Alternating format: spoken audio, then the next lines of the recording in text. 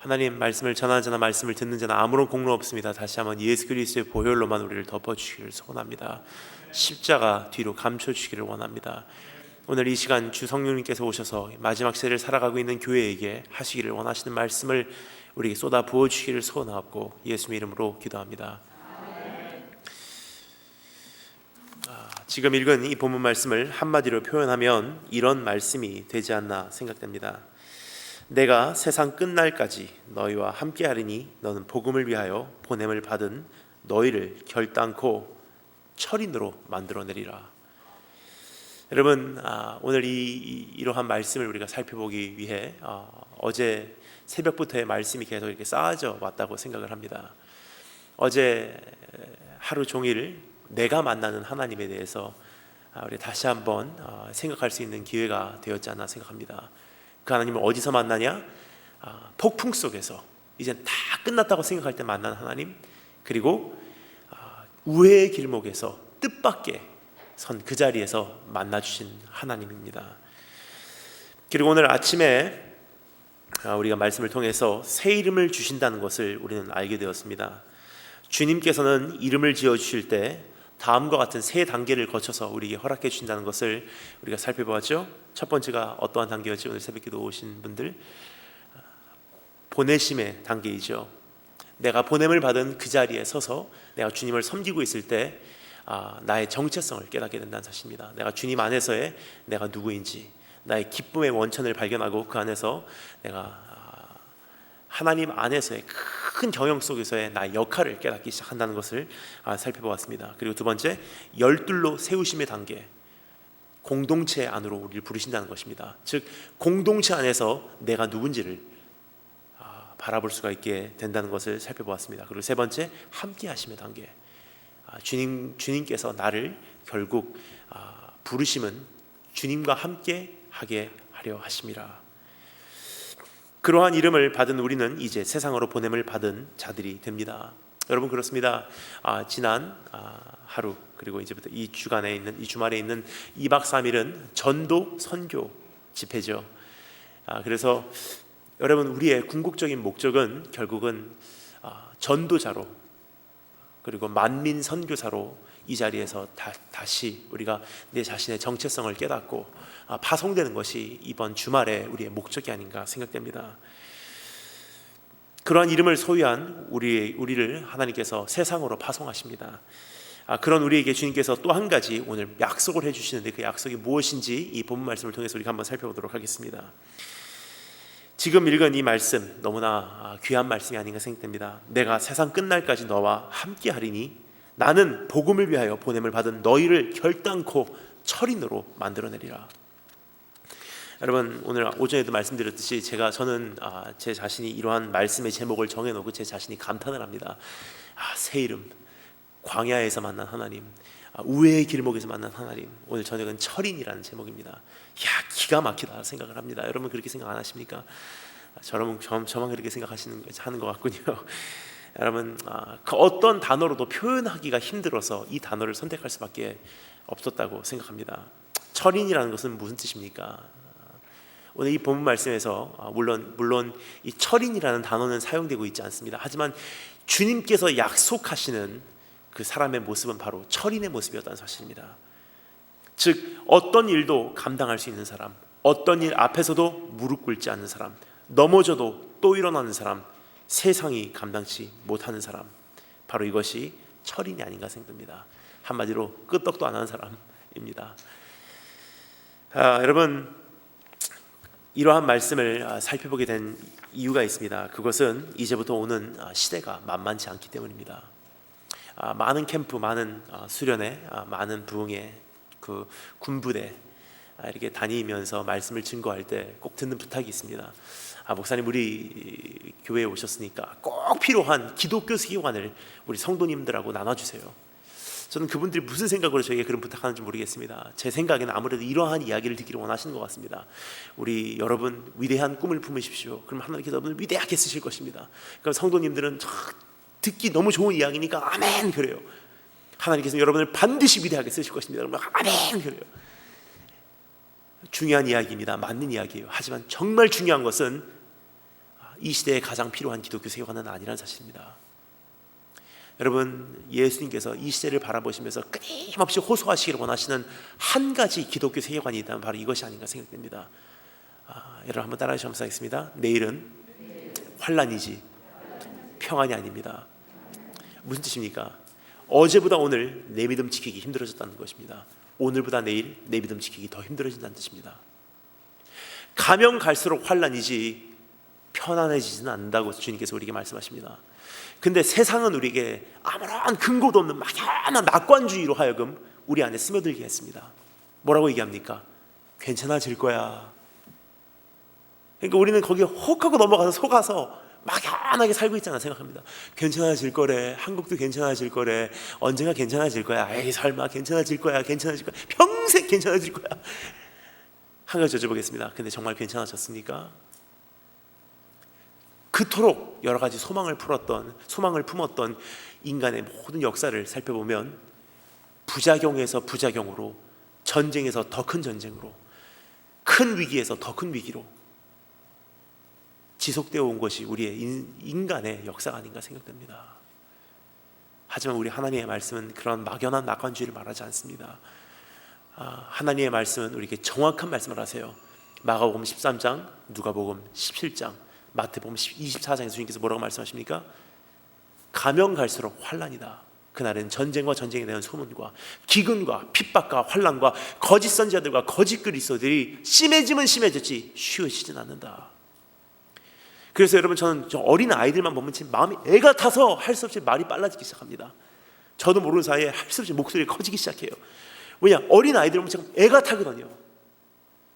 20년 전에 제가 그 어린 아이 때 제가 이 세상에서 살아남기 위해서 감당하지 않으면 안 됐던 이 세상의 악함의 강도가 20년 후인 오늘을 살아가면서 이 어린 아이들이 학교에서, 이 사회에서 자기 믿음 하나 지켜내기 위해서 감당하지 않으면 안 되는 이 세상의 악함의 강도가 이미 하늘과 땅 차이라는 사실입니다. 여러분, 점점 힘들어집니다. 위에 우리 중고등 학생들, 이제 유스 그룹 몇 명 앉아 있는데 여러분 꼭 기억하세요. 중학생 때 여러분 믿음 못 지키면 고등학생 때는 어림도 없습니다. 고등학생 때 힘들다고 생각하시면 여러분 대학생 가서는 어림도 없습니다. 가면 갈수록 내 믿음을 타협할 수밖에 없는 그 유혹의 강도가 높아지면 높아졌지 쉬워지는 않는다는 것입니다. 그래서 주님께서 우리에게 말씀하실 때 오늘이라는 것에 기준을 두시고 우리에게 위로의 약속을 하신 것이 아니라 마지막 날에다 기준을 두시고 주님께서 약속하지 않으셨나 생각합니다. 볼지어다 세상 끝날까지 내가 너희와 함께하리라. 어제 본문 말씀, 오늘 아침 새벽 본문 말씀은 마가복음에서 주님께서 제자들을 파송하시는 장면입니다. 새 이름, 그렇죠? 그런데 어제 본문 말씀이었던 마가복음 16장, 오늘 아침 새벽 본문 말씀이었던 마가복음 16장 15절부터 20절하고 똑같은 장면이 오늘 저녁에 지금 읽었었던 마태복음 10장 5절부터 42절에 기록되어 있다고 생각합니다. 여러분, 그 마태복음에서는 조금 더 구체적으로 자세히 이름 지음이 어떠한 훈련까지 받았는지까지 기록이 되어 있는 것이 마태복음 10장 5절부터 42절까지의 말씀입니다. 하지만 제가 말씀드린 이유는 오늘 새벽에 그 말씀이나 마태복음 10장에 있는 말씀이나 이 모든 것이 클라이막스가 오늘 이 본문 말씀에 등장한다는 사실입니다. 즉 오늘 아침에 오신 분들 참 이 말씀을 들었으면 다 좋았을 텐데 라는 생각이 듭니다. 근데 오늘 못 들으셨다면 혹시 테이프라든지 녹음이 되어 있으면 꼭 한번 들어보시면 감사하겠습니다. 큰 도움이 될 듯 합니다. 근데 오늘 아침에 읽었었던 그 말씀이나 마태복음 10장에 나오는 그 장면이나 똑같은 장면인데 주님께서 그들을 새 이름을 주시고 열둘로 세우시고 그들을 사도라는 이름으로 이 세상에 전도자로 파송하시면서 주님께서는 그들에게 훈련을 시키십니다. 너는 가서 이렇게 전도해라. 너는 가서 이렇게 하나님의 백성을 만들어라. 그러한 훈련의 결과가 오늘 이 본문 말씀의 모습이란 사실입니다. 오늘 본문 말씀에 주님께서 드디어 지상 명령을 주시며 그들을 세상으로 파송하신다는 사실입니다. 만일 그들에게 벌써 경험한 전도 여행의 훈련이 없었다면 그 지상 명령을 이해하기 어려웠을 것입니다. 마치 전혀 훈련받지 못한 군사를 전쟁터로 내보내듯이 오늘 새벽에 읽었었던 그 말씀이 없었다면 오늘 이 시간 우리가 읽은 이 말씀이 존재하지를 못했을 것입니다.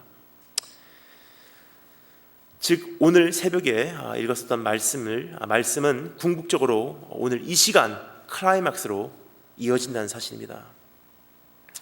자, 그러면서 우리 주님께서 성도의 클라이막스, 우리의 클라이막스에 오셔서 주님께서 뭐라고 말씀하시냐? 내가 세상 끝까지 너와 함께하리니 나는 복음을 위하여 보냄을 받은 너희를 결단코 철인으로 만들어내리라. 자, 그러면 우리가 이것이 무슨 뜻인지 우리가 세 가지로 나눠서 오늘 이 시간 살펴보기를 원합니다. 첫 번째, 누가 철인이 될 수 있습니까? 라는 질문입니다. 누가 철인이 될 수 있습니까? 철이가 아닙니다. 철인 누구 이름입니다. 철인입니다. 철인. 누가 철인이 될 수 있습니까? 두 번째, 철인이란 도대체 무엇입니까? 그리고 세 번째, 무엇이 철인을 되게 만듭니까? 무엇이 철인을 가능케 합니까? 라는 질문입니다. 그럼 첫 번째 질문, 가장 긴 질문입니다. 이것이 우리가 여기서 좀 더 집중적으로 살펴보기를 원하는 질문입니다. 누가 철인이 될 수 있습니까? 라는 질문을 우리가 한번 살펴보기를 원합니다. 15절부터 17절까지의 말씀이 제가 읽겠습니다. 15절부터 17절 전반까지의 말씀을 제가 읽어드리도록 하겠습니다. 또 가라사대 너희는 온 천하에 다니며 만민에게 복음을 전파하라. 믿고 세례를 받는 사람은 구원을 얻을 것이요 믿지 않는 사람은 정죄를 받으리라. 믿는 자들에게는 이런 표적이 따르리니 라고 되어 있습니다. 이 말씀에서 주님께서 우리에게 누가 철인이 될 수 있는가에 대해서 정확하게 말씀해 주시고 계시지 않나 생각합니다. 주님께서 믿는 모든 자들은 철인의 약속을 받는다라고 여기서 우리에게 선포하고 계십니다. 믿는 사람들은 반드시 이 세상이 감당치 못하는 그러한 철인이 될 수밖에 없다. 자, 그런데 여기서 한 가지 우리가 물어보기로 하는 것이 있습니다. 그것은 무엇이냐면 믿는다고 하는 것은 도대체 무슨 뜻입니까? 라는 질문이에요. 여러분, 기독교 용어 중에서 우리가 참 정리하지 않으면 안 되는 몇 가지 용어가 있다고 생각합니다. 예를 들어서 제가 처음에 부활의 교회에 와서 우리가 나누었던 영광이라는 단어, 그것은 도대체 무슨 뜻인가? 그리고 여러 가지 단어가 있었죠. 근데 우리가 오늘 이 시간 꼭 생각해 보기를 원하는 것은 믿음이라는 것이 무슨 뜻입니까? 내가 정말 철인이 되기 위해서 믿는 자로서 내가 다시 한번 주님 앞에 올바로 서지 않으면 안 되는데 믿는다는 그것은 도대체 무슨 뜻입니까? 이것을 세 가지로 나누어서 오늘 이 시간 잠시 살펴보도록 하겠습니다. 내가 철인이 되기 위해서 내가 소유하지 않으면 안 되는 그 믿음이란 도대체 어떠한 믿음입니까? 첫 번째, 한번 따라해 주시면 감사하겠습니다. 주님 말씀하시면 그대로 받는 마음, 그것이 믿음입니다. 이 마가복음 16장에서 몇 번도 반복되어 나오는 단어가 있습니다. 그것은 어떤 단어냐면 피스테오라는 단어입니다. 피스테오, 믿음이라는 단어예요. 믿는다, 신뢰한다. 마치 이 장에 지금 이 16장의 테마가 이 단어와 깊은 연관이 있는 듯합니다. 그것을 원어로 살펴보면 지금 말씀드린 것 같이 피스테오 혹은 피스테우라는 단어인데 그것은 이 마가복음 16장의 한 장에 6번이나 사용되고 있는 단어입니다. 부활하신 예수님을 제자들이 믿지 않았다. 이들의 믿지 못함을 꾸짖으신 후 주님께서 마치 결론을 맺으시듯 이렇게 말씀하시는 것을 우리는 볼 수가 있습니다. 이 세상에는 두 가지 종류의 사람이 있다. 믿는 사람들과 믿지 않는 사람들.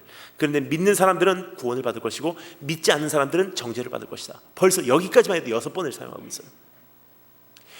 왜 마가복음 16장에 주님께서 그들을 세상 끝까지 파송하시면서 왜 믿음에 대한 정리를 해주셨을까?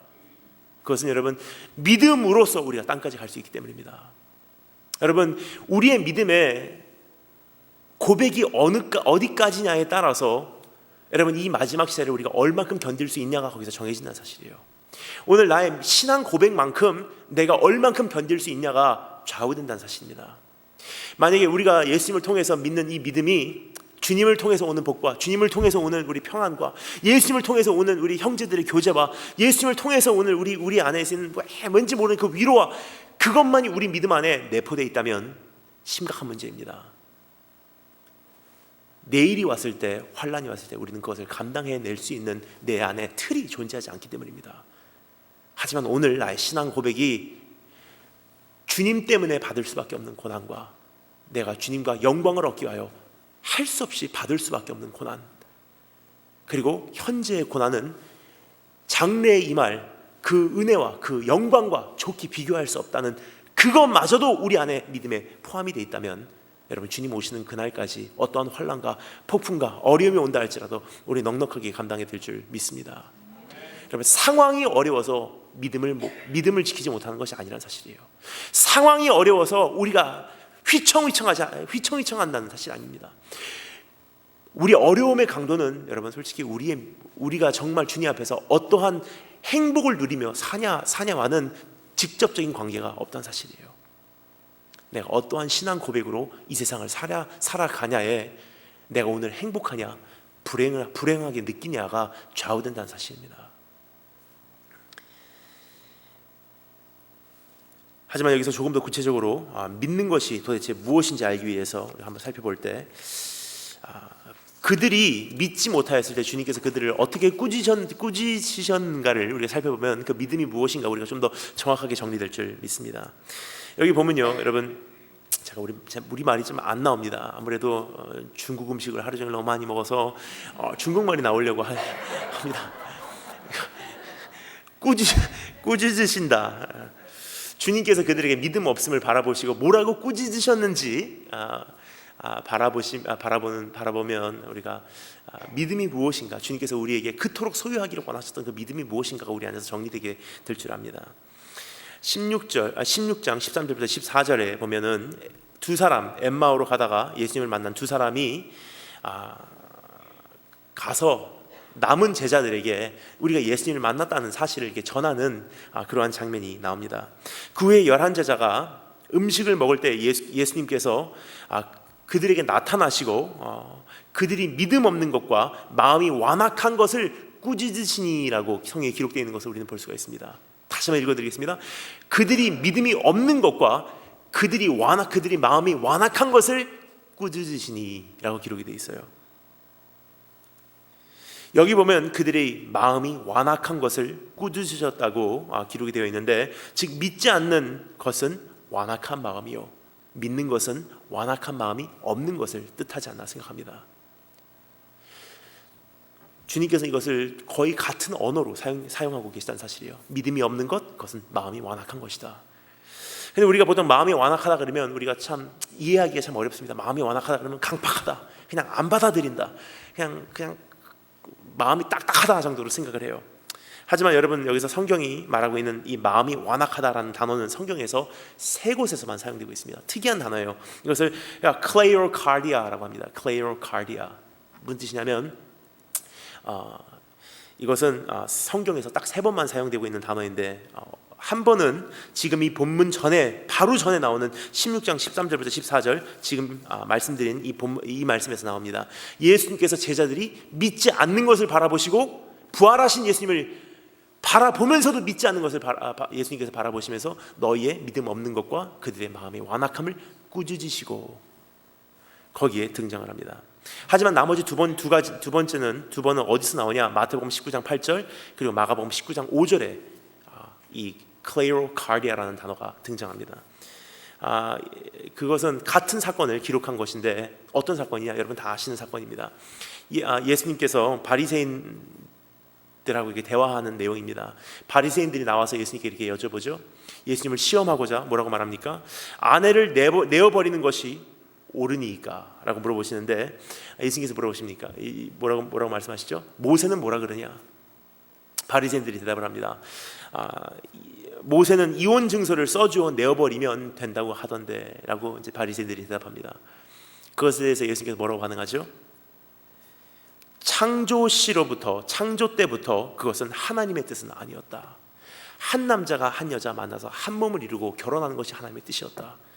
그리고 하나님께서 맺어주신 이 관계는 그 어떤 인간도 그 어떤 사람도 떼어버리는 것은 하나님의 뜻이 아니다. 하지만 그 다음에 뭐라고 말씀하십니까? 그러나 너희의 완악함을 인하여, 너희의 마음의 완악함을 인하여 할 수 없이 하나님께서 차라리 이혼 증서라도 줘서 너희로 하여금 이혼을 그토록 원하면 하도록 허락하신 것이다. 그렇게 정리해 주세요.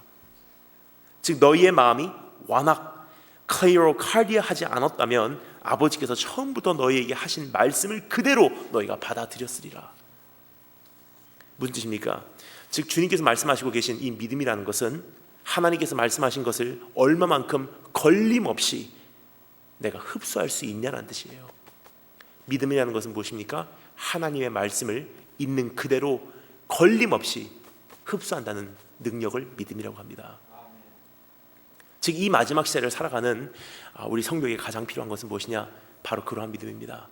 하나님께서 말씀하시고 하나님께서 약속하신 것을 그대로 받아들이는 흡수 능력을 소유한 사람만이 이 마지막 시대를 철인으로서 살아낼 수 있다는 사실이에요. 여러분, 저는요 그것을 바라볼 때 너무나 안타깝다고 생각합니다. 그 세상을 바라보면서 이렇게 다니면서 주님 오십니다. 정말 내일은 환란입니다. 지금 한국에서 상황이 이렇습니다. 급속도로 이슬람은 들어오고 있습니다. 많은 교회를 이렇게 다니면서 말씀을 나누고 많은 군부대, 많은 캠퍼스, 너무나 많은 청소년, 너무나 많은 청년들을 만나요. 근데 여러분, 두 가지 부류가 있습니다. 하나님의 은혜로 지금까지는 거의 다 흡수하시는 분들이에요. 말씀을 전하면 우시고, 말씀을 전하면 가슴을 치시고, 내가 이제 어떻게 살아야 되겠습니까? 회개하시는 역사들이 일어납니다. 하지만 가끔 여러분, 너무나 안타까운 것을 봅니다. 도저히 이분은 마음이 완악하여서 흡수하지 못한, 흡수하는 능력을 상실한 분들을 가끔 보게 됩니다. 얼마나 안타까운지 모르겠어요. 잠시 내 마음을 내려놓고 사방을 둘러보기만 해도 주님 오신다는 소문이 신문에 쫙 깔리고, 뉴스만 켜도 텔레비에 나오는 모든 내용이 주님 오신다는 소식인데, 그걸 받아들일 수 있는 흡수 능력을 상실한 그러한 시대가 되어버리지 않았나 생각합니다. 여러분, 한번 따라해 주시기 감사하겠습니다. 믿음이란 흡수 능력이다. 여러분, 주님께서 말씀하신 이 말씀 전체를 이제는 흡수하시는 여러분 되시기를 주의 이름으로 축원합니다. 그 흡수 능력이 높아지면 높아질수록 여러분, 내 믿음 생활이 이제는 여러분 그 메마르지가 않는 사실이에요. 내일 말씀입니다. 하지만 여러분, 지금 우리가 살고 있는 시대는 광야의 시대입니다. 이것이 이 세상적으로만이 아니라 영적으로 똑같다고 생각합니다. 온 세계가 지금 사막화돼 가고 있다고 그러죠. 사막의 지형이 계속 넓어지고 있는 것을 보게 됩니다. 몽골의 그 사막이 지금 계속 중국으로 퍼져 들어오고 온 세상이 지금 사막화돼 가고 있어요. 여러분, 근데 그것이 참 희한한 것이 이 세상뿐만이 아니라 그것이 영적인 세상에서도 똑같다는 사실입니다. 제가 기억합니다. 어렸을 때 어머니하고 기도원 갔다 올 때, 제가 어렸을 때만 해도 기도원에 가서 목사님께 은혜 받고 돌아와서 내가 정말 주님의 뜻을 위해서 살겠습니다 하면 그 뜨거움과 그 하나님께서 채워주시는 그 성령의 능력이 적어도 한 달은 갔었어요. 참 희한합니다. 최근에는요, 기도원에서 은혜 받고 내려옴과 동시에 핸드폰 켜는 순간 다 메말라 버려요. 왜 그렇습니까? 영적인 세계도 지금 사막화돼 가고 있기 때문입니다. 그런데 여러분, 이러한 시대에 산다 할지라도 우리가 여러분 선인장과 같이 흡수 능력이 높아지면 광야가 문제가 되지 않는다는 사실입니다. 내가 바뀌면 이 시대도 우리가 살아남을 줄 믿습니다. 저는 그래서 이 말씀을 볼 때 흥분이 됩니다. 흡수 능력이 생기면 이 말씀이 오늘 나에게, 이 마지막 시대를 살아가고 있는 나에게 하나님께서 직접 선포하시고 계신 말씀이더라고요. 최근에 시편 23편을 읽다가 다시 가슴을 치게 됩니다. 저번에 말씀드렸죠. 지금 급속도로 여기 손에다가 박는, 오른손에다가 박는 칩이 온 세계에 지금 퍼져나가고 있습니다. 지금 대한민국 안에서는 그 칩을 비행기를 타고 날아가면서 지하에 있는 사람들이 어디 있나를 알 정도로 그 RFID 그 통신망을 이미 그 강도수를 높여놨다는 사실입니다. 통신망이 완전히 다 깔렸어요. 이제 멀지 않아서 사람 오른손에 칩이 들어가고 이마에 칩이 들어가고 요한계시록에서 주님께서 이미 경고하신 일들이 우리 눈앞에서 펼쳐질 것입니다. 그날에는 이 표가 없는 사람은 사지도 못하고 팔지도 못하고 매매가 불가능하다는 사실이에요. 높은 자나 낮은 자나 있는 자나 없는 자나 자유인이나 노예나 받지 않으면 안 되는 표를 요한계시록에서 이미 우리에게 경고하셨습니다. 그날이 언제 올지 모릅니다. 하지만 한 가지 분명합니다. 거의 다 왔다는 사실이에요. 온 세계적으로 지금 퍼져 들어가고 있죠. 참 희한합니다. 이 말씀을 제가 한 3년 전에 외치기 시작했을 때는 설마 그래요. 근데 여러분, 참 대단하다고 생각하는 것은 시대가 시대인지라 많은 크리스찬들이 지금 모아져 오고 있어요. 설마 했던 분들이 이 사실을 믿습니다. 이제는 설마 했던 교계가 이것을 인정합니다. 설마 했던 교회가 이 사실을 인정하기 시작했다는 사실이에요. 깨어있는 교회, 깨어있는 성도들, 깨어있는 교단을 하나님께서 이제는 모아가세요. 한 팀으로. 그리고 이 사실을 이제 인정하며 바라보니까 이제 두려운 거예요. 그날에는 매매가 불가능하고 이것이 없으면 사지도 못하고 팔지도 못하고 내 자녀가 내 품 안에서 죽어가고 있어도 먹여 살릴 수도 없는, 병원도 조차 못 데리고 가는 그런 시대가 우리 눈앞에 온다는 사실입니다. 근데 시편 23편을 읽는 순간 얼마나 감사하던지 흡수 능력이 생기니까 이 말씀을 즉각적으로 흡수하더라고요. 여호와는 나의 목자시니 그날에도 내가 부족함이 없으리로다. 그가 나를 푸른 초장에 누이시며 나를 쉴 만한 잔잔한 물가로 나를 인도하실 터이니 자기 이름을 위하여, 주의 의를 위하여 나를 의의 길로 인도하시는도다. 내가 사망의 음침한 골짜기로 그날 다닐지라도 내가 해를 두려워하지 않을 것은 주께서 나와 함께 하심이라. 주의 지팡이와 주의 막대기가 나와 함께 나를 안위하시나이다. 내 원수의 목전에서 마지막 승리를 거둔 그날 나에게 상을 베풀어 주실 터이니 내 잔이 넘치나이다. 주의 인자하심과 선하심이 정녕 나를 따르니 내가 여호와의 집에 영원히 거하리로다. 흡수한다는 사실이에요. 여러분, 이제 엄청난 일들이 우리 눈앞에서 이제 이루어집니다. 그 사실을 오늘 우리가 흡수한다면 그날을 대비하게 될 것이고 그날을 우리가 바라보며 기대하게 될 것이지만, 그러한 흡수 능력을 오늘 우리가 상실했다면 주님 앞에서 우리가 다시 한번 그 능력을 회복하게 해달라고 우리가 기도하지 않으면 안 되는 때가 왔다고 생각합니다. 여러분, 제자들의 완악함이란 이런 것이라고 정확하게 적혀 있습니다. 주님께서 분명히 말씀하십니다. 예수께서 그들의 완악함을 꾸짖으시니 이는 자기의 살아난 것을 본 자들의 말을 믿지 아니함이로다. 즉 그 뜻은 내가 선지자들을 통해서 이미 예언하였고 너에게도 몇 번도 이야기하였거니와 왜 이 사실을 너희는 흡수 못하느냐라는 뜻이었습니다. 여러분, 오늘 하나님께서 나를 철인으로서 이 마지막 시대를 넉넉히 감당하는 자로서 우리를 재창조해 내실 때 우리가 주님의 약속을 믿지 못한 그러한 것들이 있다면 오늘 다시 한번 그것을 흡수해낼 수 있는 능력을 주님께 허락해달라고, 내 안에 새로운 심장을 창조해내게 해달라고 하나님 앞에 우리가 다시 한번 기도하며 나오신 여러분 되시기를 주의 이름으로 축원합니다. 근데 믿음이라는 것이 또 무엇인지 우리에게 두 번째를 우리에게 정리해주고 계십니다.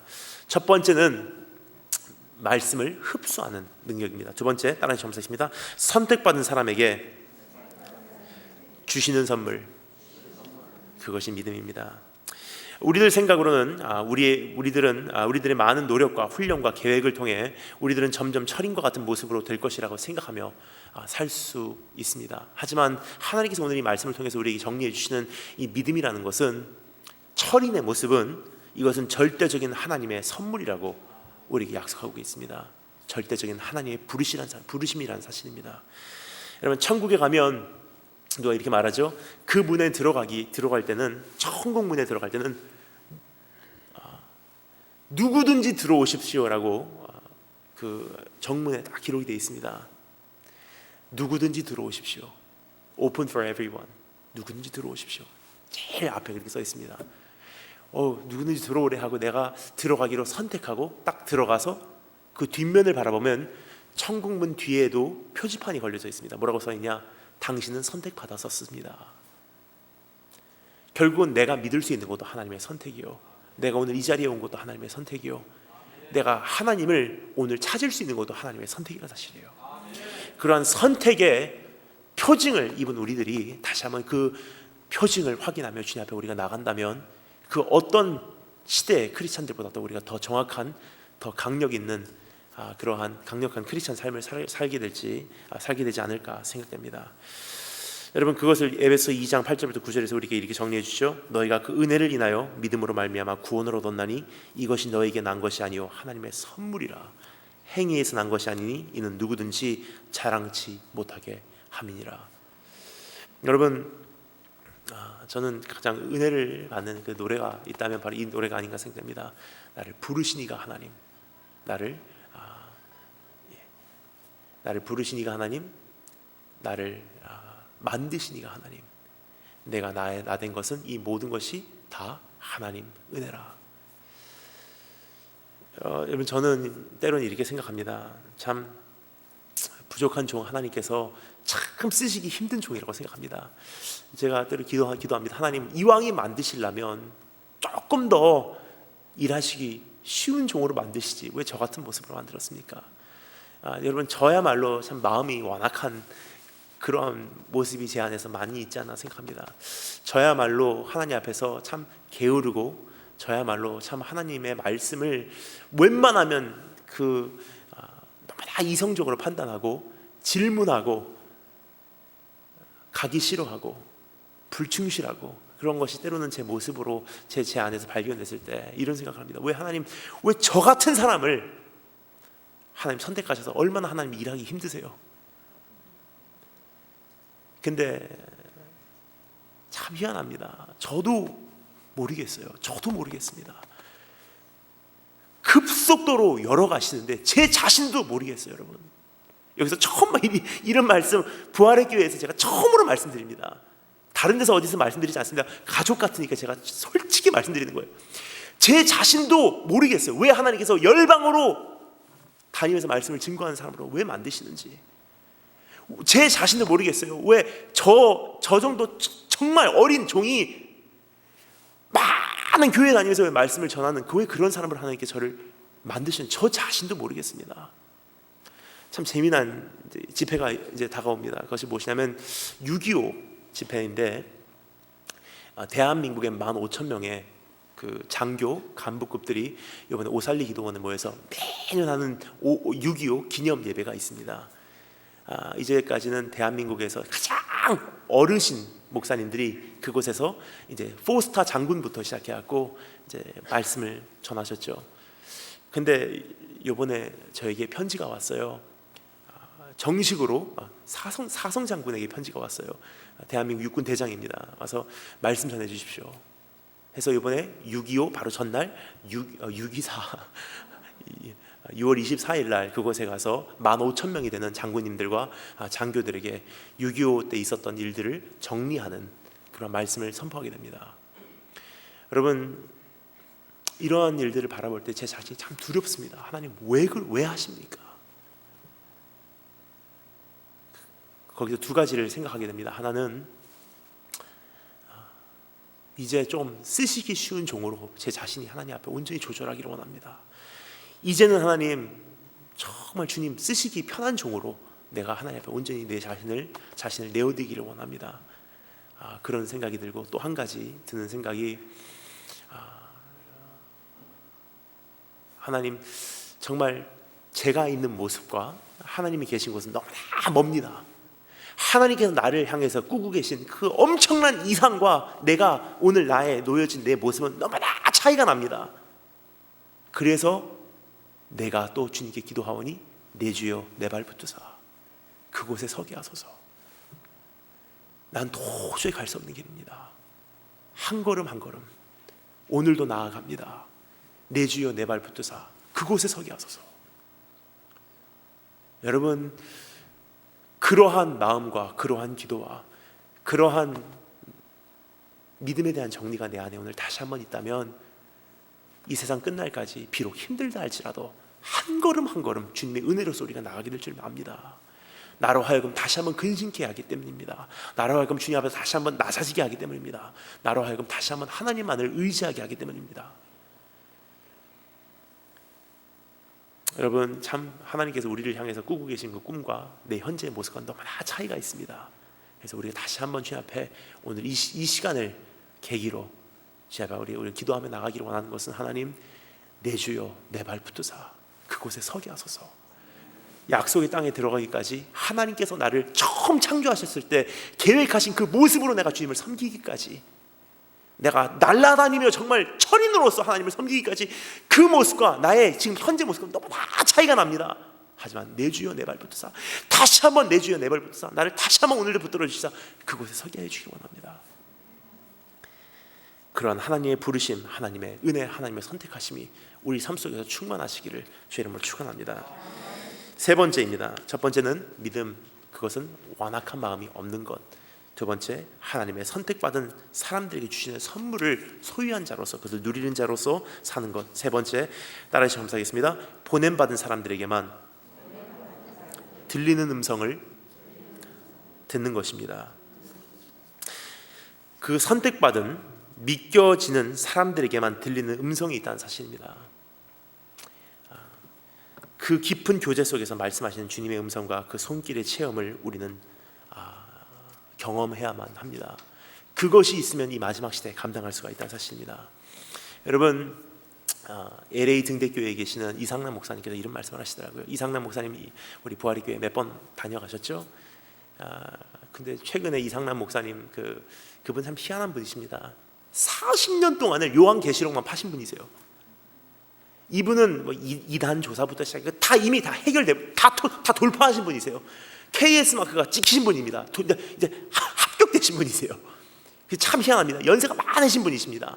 많으신 분이신데 최근에 한국에 전혀 그분에 대해서 잘 모르시는 분들이 최근에 이상남 목사님에 대해서 이러한 소문이 돌고 있습니다. 어떤 소문이냐? 최근에 뜨시는 연세 많으신 그 목사님이래요. 최근에 뜨시는 목사님이래요. 그분이 참 연세가 많으신데도 불구하고 하나님께서 이 후반전 사역을 그분에게 다시 열어가시는 것 같아요. 묵묵히 지난 40년 동안을 그 설교하시면서 교회를 감당해 오시고 참 어려운 일들 많으셨습니다. 하지만 다 돌파하고 나니까 최근에 하나님께서 이상남 목사님 설교를 인터넷에 다 도배를 해버렸어요. 대한민국 교회가 난리 났습니다. 이상남 목사님 설교 들으려고 LA 등대교회로 지금 CD 달라고 전화가 올라오고 있습니다. 마지막 시대에 하나님께서 여시는 하나님의 종이세요. 그런데 그분께서 이렇게 말씀을 하시더라고요. 마지막 시대를 살아남는 사람의 한 가지 모습, 그것은 주님과 깊은 교제 안에서 하나님께서, 성령님께서 말씀하시는 그 음성을 매일과 같이 듣는 사람이 아니면 이 마지막 시대를 감당할 수 없다고 합니다. 왜 그렇습니까? 여러분, 성경에 나왔던 모든 의인들, 우리의 선진들의 모습이 바로 그랬거든요. 하나님과 너무 깊은 교제 속에서 하나님께서 말씀하십니다. 얘야, 넌 이제 산으로 올라가지 마. 동굴로 들어가. 동굴로 들어가지 마. 바다로 가. 왼쪽으로 가지 마. 오른쪽으로 피해. 그쪽으로 하면 안 돼. 밭으로 나가. 순간순간 한 걸음 한 걸음 그날 인도해 주시는 하나님의 성령님의 그 음성이 없이는 이 마지막 시대를 감당할 수가 없다는 사실입니다. 여러분, 근데 한 가지 분명한 것이 있습니다. 그것은 무엇이냐면 어제보다 오늘, 세상도 악해졌지만 어제보다 오늘 나를 도우시는 성령님의 능력도 왕성해졌다는 사실입니다. 여러분, 창세기에 나오는 사탄의 모습은 어떤 모습이죠? 뱀의 모습으로 나옵니다. 근데 요한계시록에 나오는 사탄의 모습은 어떻게 나오죠? 7머리 달린 용의 모습으로 나옵니다. 점점 악해진다는 사실이에요. 하지만 동시에 창세기에 나오는 성령님의 모습은 어떤 모습이죠? 비둘기와 같이 그냥 운행하시는 하나님. 근데 요한계시록에 나오는 성령님의 모습은 7영으로 등장하시는 사실입니다. 이 세상의 악도 파워업하지만 나를 도우시는 성령님도 파워업하신다는 사실이에요. 그 성령님께서 나를 도우시기 시작합니다. 내 일은 환난이지 평안이 아니지만 동시에 하나님의 나라도 더 왕성해졌고 어제보다 오늘 내가 누릴 수 있는 성령님의 위대하심도 더 왕성해졌고 어제보다 오늘 말씀의 밝음도 더 밝혀졌다는 사실이에요. 그러면 이제는 내가 어떠한 쪽을 선택하며 어떠한 현실을 살아가냐가 이제 나의 책임이라는 사실입니다. 이제 주님과 깊은 교제 속에서 두려워하지 않으시고 끝까지 달려가신 여러분 되시기를 주의 이름으로 축원합니다. 26절부터 27절 말씀에 이렇게 기록되죠. 그런즉 저희를 두려워하지 말라. 감추인 것이 드러나지 않을 것이 없고 숨은 것이 알려지지 않을 것이 없느니라. 내가 너희에게 어두운 데서 이르는 것을 광명한 데서 말하며 너희가 귓속으로 듣는 것을 집 위에서 전파하라. 깊은 교제 안에서 주님께 들은 것을 이제는 만민에게 아뢰고 깊은 교제 안에서 주님께 날 인도하신 대로 우리가 끝까지 따라가는 것을 주님께서 우리에게 말씀하십니다. 여러분, 한 가지만 말씀드리고 그 다음을 우리가 살펴보기를 원하는 것이 있습니다. 여러분, 하나님께서 이 세상을 바라보시면서 지금 이 시대에 특별히 원하는 것이 바로 이것입니다. 주님과 깊은 교제를 하는 사람들을 찾고 계세요. 정말로 크고 비밀한 것들을 보이시기를 원하시는 것 같습니다. 거의 다 됐거든요. 여러분, 근데 그러한 음성을 듣는 분들이 너무나 없다는 사실입니다. 하나님 위대한 경영 속에 참여해서 엄청난 하나님의 경영, 그리고 주님 어떻게 오시나, 그 과정들을 지금 바라보는 사람들이 너무나 없습니다. 뭐냐, 깊은 교제 속으로, 또 그 면을 돌파해서 더 깊은 교제 속으로 들어가는 분들이 그만큼 적기 때문입니다. 하지만 여러분, 이 마지막 시대야말로 우리가 정말 주님 앞에 앉아서 깊은 교제 속으로 들어가서 우리가 주님의 마음을 다 알아들이고 하나님의 위대하신 경영 속에서의 이제 이루어질 역사에 우리가 동참하신 여러분 되시길 주의 이름으로 축원합니다. 또 그것을 많이 아뢰시는 분들이 되시기를 바랍니다. 여러분, 주님께서 말씀하시죠. 주인이 돌아올 때 때에 맞는 양식을 종들에게 나눠준 그 종이 복이 있대요. 무슨 뜻입니까? 그냥 아무 말씀이 아니고 이 때에 맞는 양식을 다른 종들에게 나눠준 그 종이 주인이 돌아올 때 복이 있다고 말씀하시는 것과 같이, 정말 이 때를 분별하기 위해서 깊은 교제 안에서 주님의 음성을 듣고 그것을 다른 종들에게 나눠주실 수 있는 그런 복된 종들이 되시기를 주의 이름으로 축원합니다. 자, 그러면 두 번째 우리가 살펴보기로 하는 것이 있습니다. 지금 우리가 살펴보기로 하는 것은 도대체 철인이란 무엇입니까? 라는 질문입니다. 도대체 철인이란 무엇입니까? 여기서 17절부터 18절 말씀을 다 같이 한 번 더 읽어보도록 하겠습니다. 17절부터 18절까지 우리 다 같이 한 목소리로 한 번 더 읽어보도록 하겠습니다. 다 같이 읽겠습니다. 시작.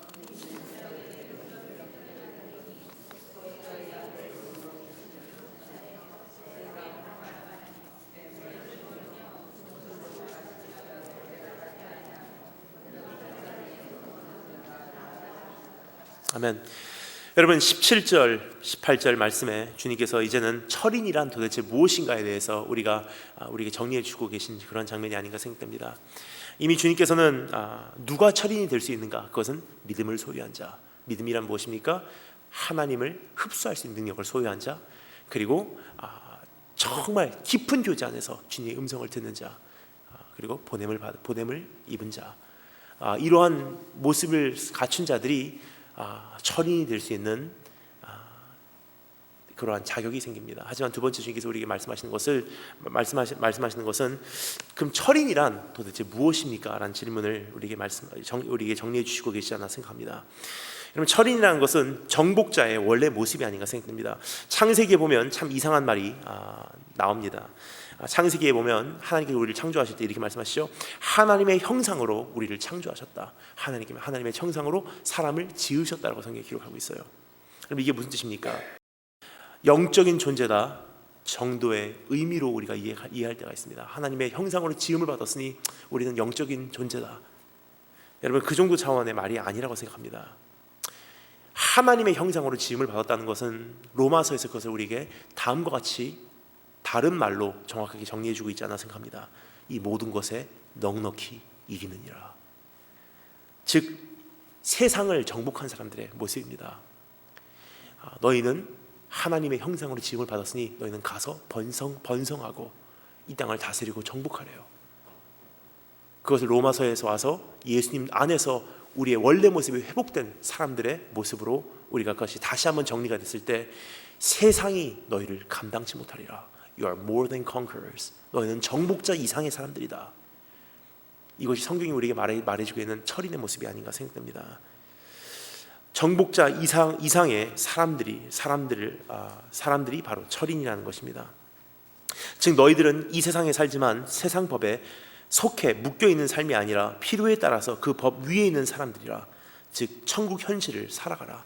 영어로는 이것을 extraterritorialism이라고 하죠. extraterritorialism 무엇입니까? 그 영사나 아니면 대사가 어느 나라에 가서 이렇게 살아갈 때 그 나라의 법에 재판을 받는 것이 아니라 그 나라에 있는 법에 묶이지 않는 그러한 그 지역 이상의 현실을 살고 있는 사람들을 extraterritorialism을 살아가고 있는 사람들이라고 말해주고 있습니다. 즉, 여기 캐나다에 와서 살아가면서 내가 좀 교통 위반을 했다고 캐나다의 법식으로 엄격하게 재판을 받지 않는다는 사실이에요. 즉, extraterritorialism이라는 것은 이 나라의 현실로 심판을 받는 것이 아니라 저 나라의 현실로 살아가는 사람들을 바로 그러한 사람들이라고 말하고 있습니다. 성경이 말합니다. 그러한 사람들이 성경에서 말하고 있는 철입니다. 이 세상에 살고 있지만 이 세상의 현실에 묶여서 사는 사람이 아니라 저 세상의 현실로 살아가는 사람들이다. 여러분, 근데 이것이 어떻게 이루어지냐? 여러분, 그 예수님께서 이 세상에 오실 때 천국을 가져오셨다고 성경은 말하고 있습니다. 이것을 영어 표현으로 말하면 이렇게 말합니다. Jesus Christ ushered in the kingdom of God.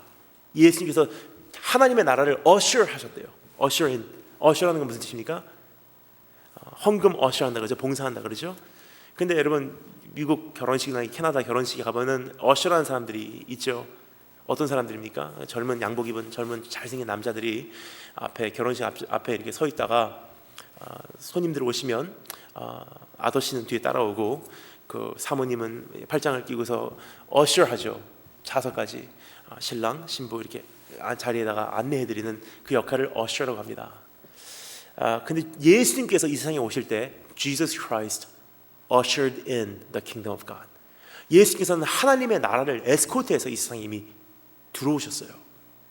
천국은 여러분 죽고 가는 곳이 천국이 아닙니다. 예수님을 만나는 순간부터 내 삶에서 펼쳐지는 것이 천국이라는 사실이에요. 여러분, 그 어렸을 때 참 영성이 있는 노래가 있지 않나 생각합니다. 이 노래를 왜 그렇게 정성껏 부르지 못했나 제가 정말 한이 맺힙니다. 참 주일학교 때 이 노래를 정성껏 불렀으면 얼마나 제 영성이 더 생겼었을까 하는 생각을 합니다. 어떤 노래죠?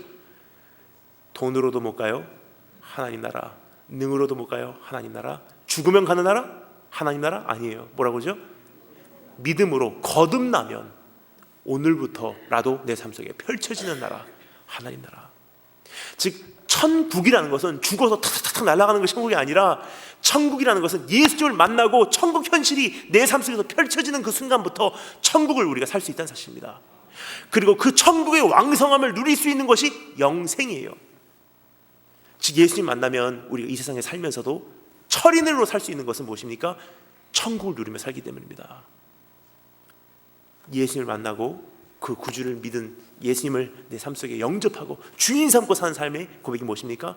궁궐이나 초막이나 그 어디나 하늘나라. 철인이에요. 철인. 철인이라는 건 무슨 뜻입니까? 천국 현실을 사는 사람입니다. 천국 현실을 사는 사람. 여러분, 저는 존경하는 목사님이 한 분 계십니다. 김사무엘 목사님이라는 분이 계세요. 김사무엘 목사님이 지금 소천하셨는데 참 귀한 분이십니다. 일본 시부야를 비롯해서 일본 도쿄에서 7교회 교회를 개척하신 분이세요. 대단하신 분이십니다. 일본 선교 힘들다고 하지만 이분은 정말 대단하신 분이세요. 일본의 개척교회를 7개를 짧은 10년 동안에 7개를 개척하셨어요. 김사무엘 목사님을 모르시는 선교사님들이 많이 없습니다. 선교사의 아버지라고 부르셨어요. 예수님께서 한국 사람으로 태어나셨다면 아마 이렇게 됐었을 것이다. 근데 그분이 초창기 때 일본에서 처음으로 미국에서 파송받고 나와서 선교하셨을 때 일입니다. 그분도 처음부터 신학교 가신 분 아니세요. 얼마나 술하고 담배를 좋아하셨는지 허랑방탕하며 생활을 하셨습니다. LA에 살고 계셨거든요. 슈퍼마켓 주인이었었어요. 여러분, 오늘 혹시 여기서 그로서리 슈퍼마켓 하시는 분들 계시다면 아직 안심하기 일렀습니다. 언젠가 하나님께서 여러분을 일본으로 파송하실지 모릅니다. 그분은 LA에서 슈퍼마켓 하시고 계셨던 분이세요. 근데 어느 하나님께서 너무나 강력하게 부르셔서 헌신하고 일본으로 가셨어요. 처음에 일본에 가니까 Christian Mission Alliance라는 곳에서 파송을 받고 가는데 CMNA 선교를 하시는데 어느 날 전화가 걸려오더래요.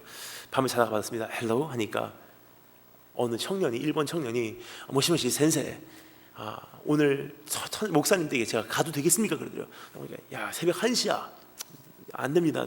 그러니까 목사님 오늘 제가 꼭 가겠습니다. 오지 마세요. 그러니까 꼭 오늘 목사님 만나야 되겠습니다.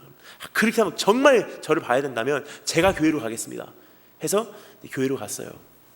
목사님께서 이제 교회로 이렇게 새벽 1시에 교회를 가니까 그 청년이, 그 젊은 청년이 교회 밖에서 막 떨고 있더래요. 목사님께서 왜 무슨 일인데 왜 그렇습니까? 그러니까 그 청년이 자기를 소개합니다. 나는 와세다 대학에 다니는 그 요시모토라고 하는 청년인데 목사님 죄송합니다. 제가 이렇게 늦은 시간에 목사님께 이렇게 불편을 끼쳐드려서. 그러니까 목사님께서 들으시니까 안심이 좀 되는 거예요. 와세다 대학에 다닐 정도의 청년이면 그래도 괜찮은 청년이고 이상한 청년은 아니구나. 그러면 우리 교회로 한번 들어가시죠 하고 교회 문을 따시고 열고서 그 청년을 들여보내고 목사님께서 교회 문을 닫고 불을 켜는 순간 목사님께 물어봤어요. 그냥 지나가는 말로 무슨 일입니까? 하고 딱 들어가는데 그 청년의 목소리가 바뀝니다.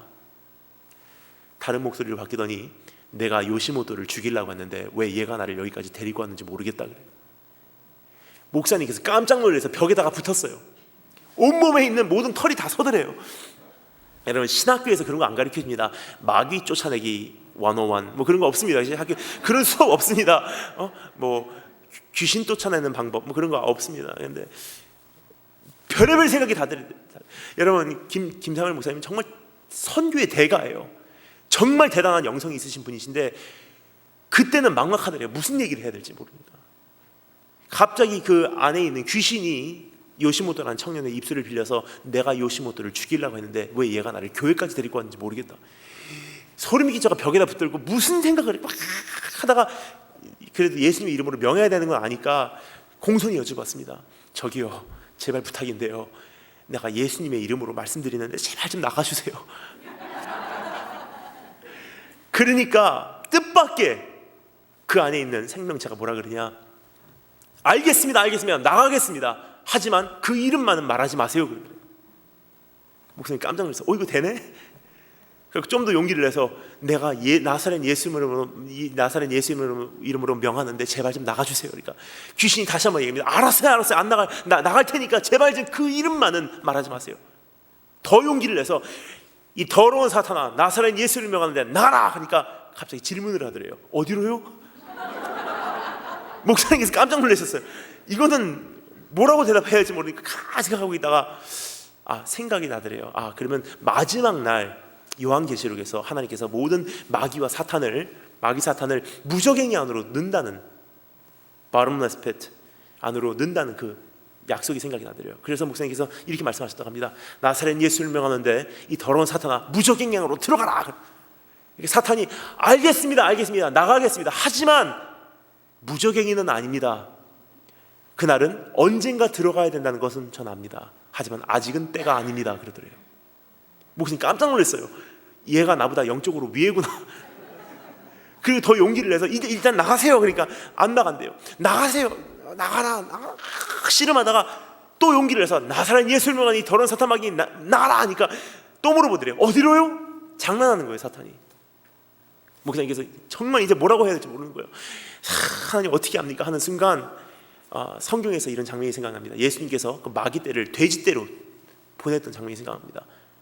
옳지, 돼지떼가 있구나 생각을 했는데 도쿄 한가운데 무슨 돼지떼가 있습니까? 그래서 목사님께서 생각합니다. 어떻게 하나 용기를 내서 교회 옆에 있는 절간이 있습니다. 저 절간으로 가라 하니까 턱 쓰러지더래요. 그래서 목사님께서 그 친구에게 안수를 하고 시계를 보니까 이미 새벽 기도 때가 다 되었고 새벽 4시 반에 부목사님 오시고 성도님들 오셨을 때 그 친구의 머리에다 손을 얹고 기도를 하십니다. 1시간쯤 기도하니까 그 친구가 눈을 뜨면서 그 친구 입에서 나왔던 1000마디 고백, 김삼일 목사님께서 저에게 말씀하시는데 감탄을 하더라고요. 그 형제 입에서 눈을 뜨면서 처음으로 터져나왔던 고백이 바로 이 고백입니다. 예수 그리스도가 하나님의 아들인 것을 믿습니다. 여러분, 우리가 그것을 못 누리고 살아요. 하지만 하나님의 나라는 죽어서 가는 나라가 아닙니다. 내가 예수님을 만나면 오늘 나의 삶이 하늘나라가 된다는 사실이에요. 그토록 어두웠던 가정이 하늘나라, 하나님이 하나님 되는 순간 그토록 힘들었던 나의 사업이 하늘나라, 그토록 어두웠던 나의 심령이 하늘나라, 그 어디나 하늘나라.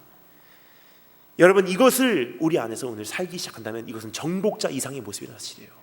세상에 살고 있지만 세상의 법으로 우리가 영향을 받는 것이 아니라 하나님의 법으로 살아가는 사람들의 모습입니다. 즉 너희들은 이 세상에 살지만 세상 법에 속해 묶여 있는 것이 아니라 이제는 필요에 따라서 그 법 이상의 삶을 살아가게 된다. 이것이 주님께서 우리에게 주시는 해방의 모습이요 회복의 모습이 아닌가 생각됩니다. 여러분, 그러한 모습을 성경에서 우리에게 끊임없이 보여주세요. 어떤 분들이 지금 벌써 이렇게 생각하세요. 이거 듣기는 좋은 말씀인데 설마 지금 내 삶에서 그런 게 이루어질까? 여러분, 그렇지 않습니다. 성경 전체가 그러한 현실을 사는 사람들의 모습입니다.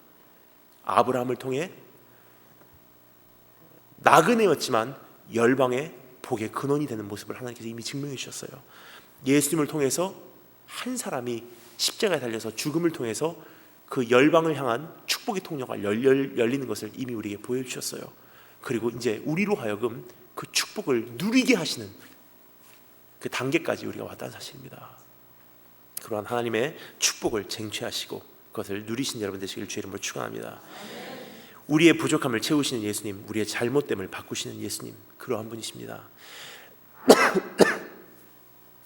여러분, 이제는 두려워하거나 놀라지 않으시길 바랍니다. 오늘 참 영어 EM 성경 공부하는데 참 중요한 질문이 있었습니다.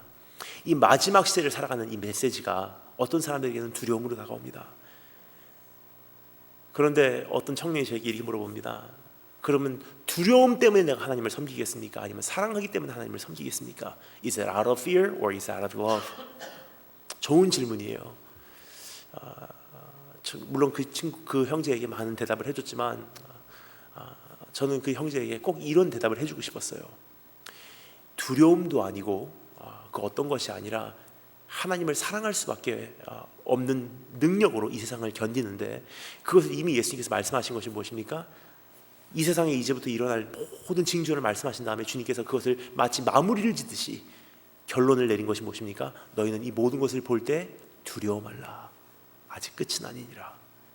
끝은 무엇입니까? 내가 예수님 품 안에서 영원히 사는 것이 끝이기에 두려워 말래요.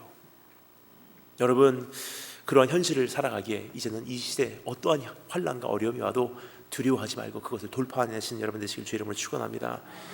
하나님께서 여러분을 반드시 책임지십니다.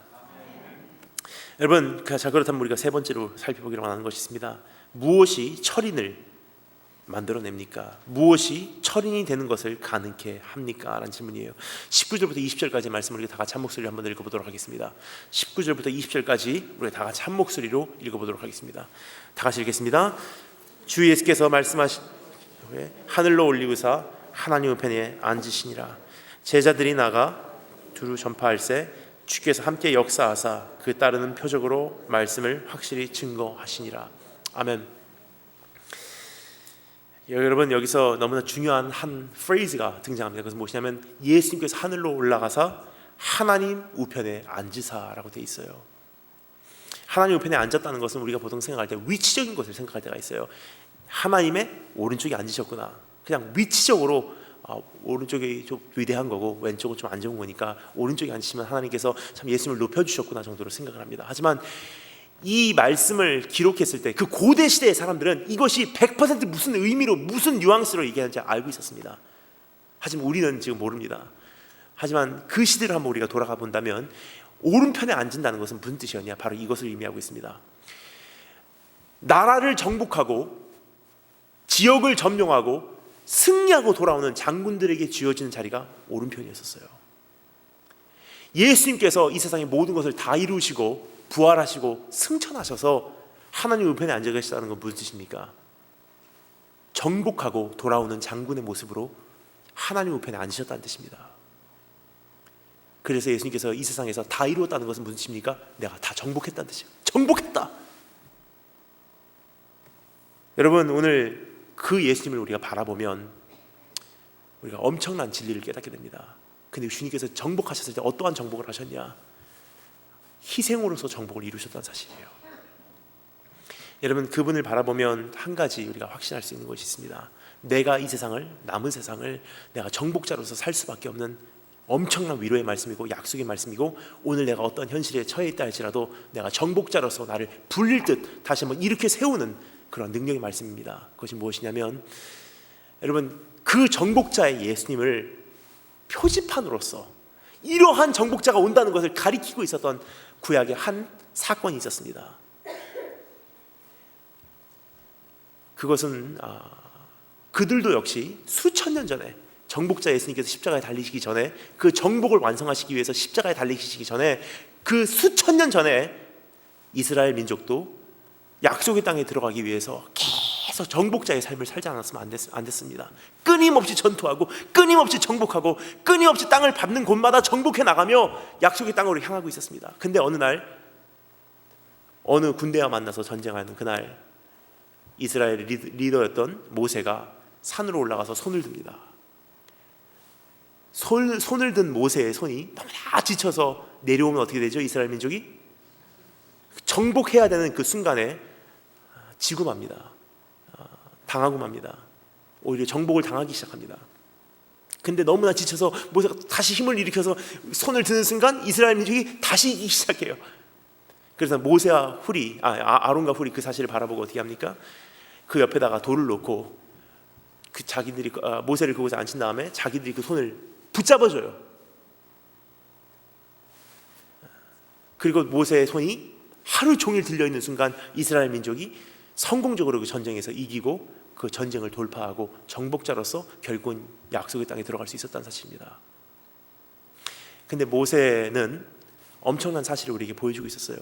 표지판으로 온 모세, 미래를 가리키고 있습니다. 다시 예수님이 등장하십니다. 오늘 이 말씀에서도 모세보다 더 위대한 모세가 가리키고 있었던 그 성경의 주인공인 예수님께서 이 세상에 오셔서 그분도 우리에게 정복을 약속하기 위해서 손을 드세요.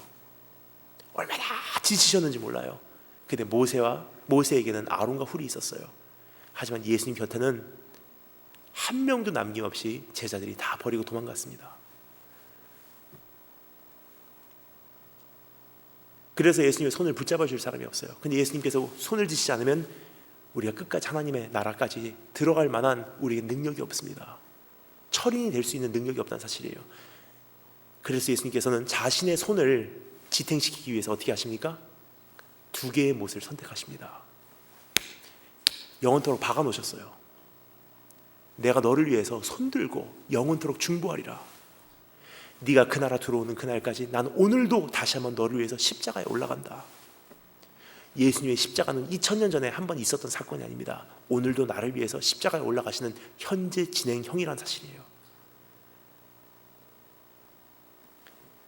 그 예수님의 십자가 오늘 나에게 약속합니다. 내가 너를 위해서 이렇게 정복했다. 너도 어떠한 전쟁에서 진다 할지라도, 어떠한 환난을 당한다 할지라도, 어떠한 어려움을 당한다 할지라도 나를 바라봐라. 그리고 땅 끝까지 달려와라. 그 끝은 약속의 땅이요, 그 끝은 나의 품이다. 여러분, 이제부터 오는 시대는 만만치 않습니다. 전쟁과 전쟁에 대한 소문이 지금 다 말씀드리지 않아도 우리 곁에 너무나 가까운 곳까지 왔어요. 환난과 핍박이 너무나 가까운 곳까지 왔습니다. 지진과 기근이 너무나 가까운 곳까지 왔어요. 분명한 것은 작년 겨울보다 금년 겨울 추웠고 내년 겨울 더 춥습니다. 분명한 것은 2년 전 여름보다 작년 여름 더웠고 이번 여름 더 덥습니다. 온도 차이가 심하면 심할수록 비는 더 내릴 것이고 눈은 더 심하게 내릴 것입니다. 농사는 망칠 것이고 식량의 부족함은 더 심해질 것입니다. 그리고 값은 더 올라갈 것이고 이미 밀과 보리와 쌀이 올랐죠. 가격이. 기근이 올 것이고 그것을 향해서 끊임없이 사람들은 전쟁할 것이고 점점점 힘든 사회로 우리가 급속도로 들어가고 있다는 사실이에요. 그날 믿음을 지키는 사람들 많이 없습니다. 그래서 주님께서 이미 가시기 전에 우리에게 이렇게 경고하시지 않았나 생각합니다. 내가 이 세상에 다시 올 때 믿음 있는 자를 보겠느냐. 그날까지 살아남을 수 있는 유일한 방법 한 가지. 온 세상 뒤집어지는 그날, 오늘도 손들고 나를 위해서 중보하시는 예수님 바라보면 우리가 넉넉히 감당하게 될 줄 믿습니다. 그래서 요한계시록에 보면 요한이 끊임없이 하는 것이 있습니다. 뭐죠? 끊임없이 하나님을 바라보세요. 요한계시록에서 계속 내가 보좌에 앉으신 어린 양을 바라보고 일단 보좌에 앉으신 어린 양을 바라보고 계속 중복적으로 요한계시록에서 그것이 반복되고 있어요. 왜 그렇습니까? 요한계시록에서 펼쳐지는 현실은요, 우리의 상상을 초월하는 현실입니다. 그 현실이 우리 눈앞에서 펼쳐질 때 우리는 분명히 이렇게 생각하게 될 것입니다. 설마 하나님이 계실까? 하나님 우리를 잊으셨습니까? 여기까지 되는데 하나님 어디 계십니까? 하나님 이제 모든 것에 하나님 정말 개입하여 주세요. 하나님 우리를 버리셨습니까? 하나님 어디 계십니까? 막 하는 순간 잠시 중단하고 내가 눈을 들어 보좌에 계신 어린 양을 그분이 아직도 in control, 하나님께서 아직도 다스리시고 계시다는 사실이에요. 또 현실을 바라보면 온 세상 뒤집어지고 파도가 닥쳐오고 하나님 정말 계십니까 하고 하늘을 바라보니 어린 양이 보좌에 앉아 계시도다. 여러분, 이 시대를 살아가는 마지막 방법 한 가지, 그것이 철인으로서의 방법입니다. 오늘 나를 위해 손들고 계신 그 예수님 바라본다면 우리는 이렇게 고백하게 될 줄 믿습니다. 어떠한 환난이 와도, 어떠한 핍박이 와도, 이 세상 뒤집어지고 내가 거꾸로 매달림을 당하고 우리가 우겨싸움을 당하고 우리가 매일매일 죽음에게 던짐 받는 것 같으나 우리가 우리를 사랑하시는 이로 말미암아 우리가 이 모든 것에 넉넉히 이기느니라. 다 같이 기도하겠습니다.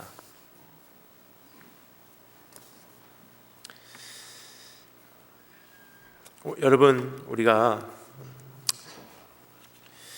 잠시 반응하는 기도를 드리는 시간이 되었으면 좋겠습니다. 주님께서 오늘 우리에게 말씀하십니다.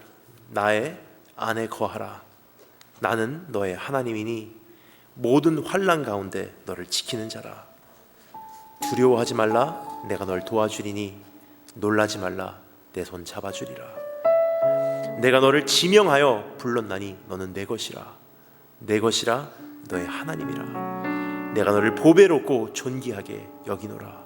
너를 사랑하는 너의 여호와라. 오늘 이 말씀을 기억하며 우리가 잠시 하나님의 반응하는 기도를 드리도록 하겠습니다. 하나님, 그냥 막연하게 낙관적으로 살고 있었다면 오늘 다시 한번 현실을 생각하게 하심을 감사합니다. 내일은 환난이지 평안이 아닙니다. 하나님, 그날까지 나에게는 견딜 수 있는 능력이 내 안에 존재하지 않습니다. 하지만 나를 위해서 이미 정복하신 그 예수님을 내가 바라봅니다. 오늘도 주님 나를 위해서 손을 들고 계셨군요. 하나님, 그래서 나는 질 수 없습니다. 다시 한번 지친 나의 무릎을 견고히 세우고 완악해진 나의 마음을 하나님께 다시 한번 올려드리며, 하나님, 불로 하시든 물로 하시든 나를 다시 한번 주님 안에서 보혈로 덮어주시사 말씀을 받아들일 수 있는 심장을 나에게 허락하여 주시고 주님의 음성을 들을 수 있는 귀를 허락하여 주시고 죽어가는 이 세상에 나로 하여금 이제 하나님의 일꾼으로서 전도자로서 살게 하여 주기를 소원합니다. 우리 다 같이 오늘 말씀을 기억하며 잠시 반응하는 기도를 드리도록 하겠습니다. 다 같이 기도하겠습니다.